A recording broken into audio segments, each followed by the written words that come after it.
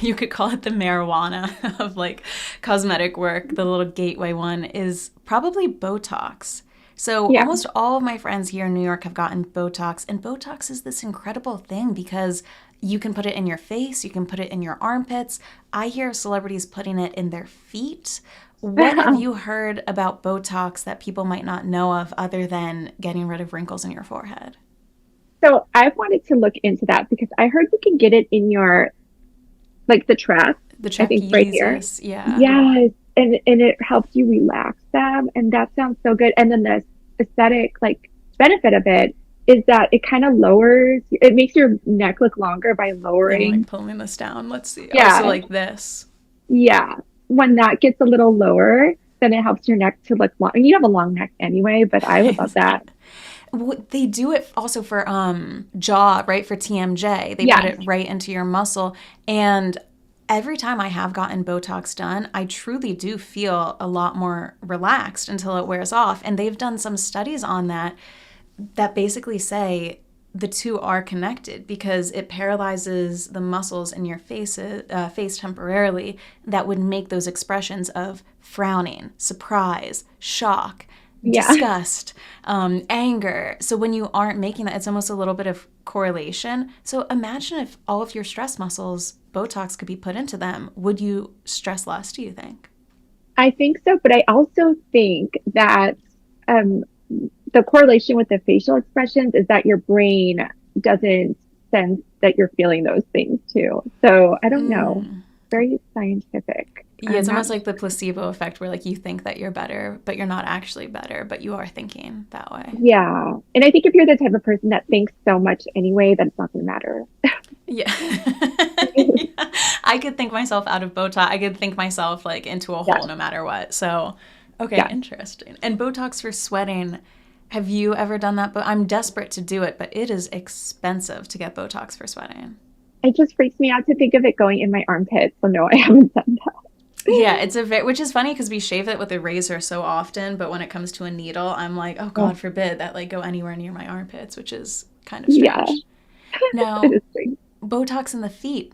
There have been blind items about celebrities getting this done, so then that way they're able to withstand how long they're wearing high heels for.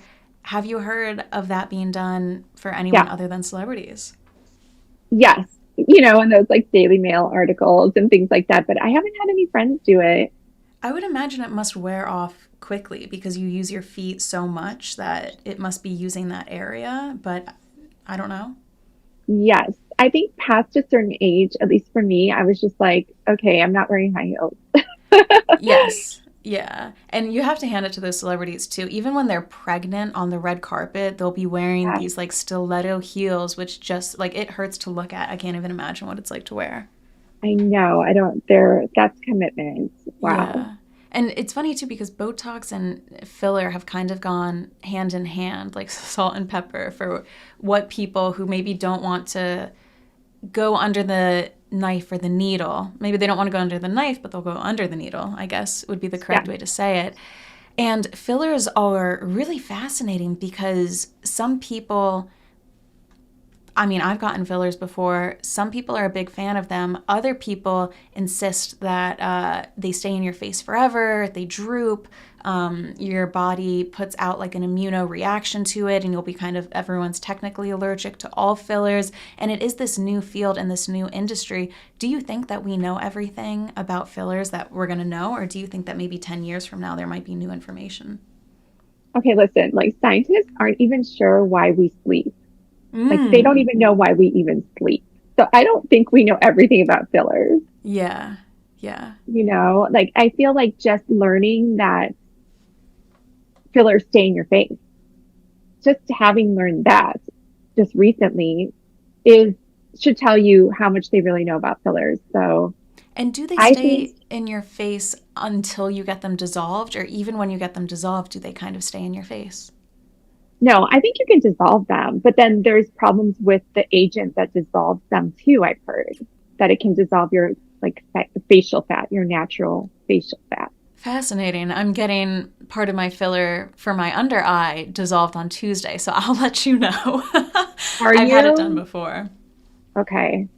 But it's, I mean, it is interesting. There's someone I go to in the city who basically all they do is just under eye stuff because that's what I've heard, especially with the tear trough. It's so close to the eye that you want to go to someone who's only focusing on the eye.